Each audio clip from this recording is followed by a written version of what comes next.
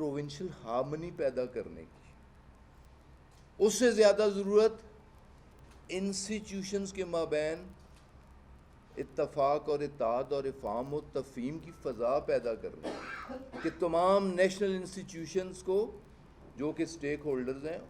کوئی بھی فیصلے ہوں، قومی نوعیت کے فیصلے ہوں، تو سٹیک ہولڈرز کو اعتماد میں لے کے کرنے کی۔ اور سب سے بڑی زیادتی جو سب سے زیادہ محب وطن ہے، 90 ملین اوورسیز پاکستانیز، جن کی پاکستان کی نیشنل اکانومی میں مین کنٹریبیوشن ہے، $30 بلین پلس ہر سال وہ کنٹریبیوٹ کرتے ہیں۔ ہماری تو پورے ملک، پوری قوم کی ایکسپورٹ 30 بلین نہیں ہے، اور جن 90 ملینز لوگ جو کنٹریبیوٹ کرتے ہیں 30 بلین ڈالر کی، انہیں رائٹ آف ووٹ نہ دینا، اس سے بڑا اس ملک کے ساتھ اور زیادتی کیا ہو سکتی ہے؟ اوورسیز کے ساتھ اور زیادتی کیا ہو سکتی ہے؟ اسے انڈو کرنا۔ کیا وجہ ہے کہ ایک دیانتدار، ایک محب وطن شخص جس نے اپنا سب کچھ پاکستان کے لیے قربان کر دیا ہے، اسے ہٹا کے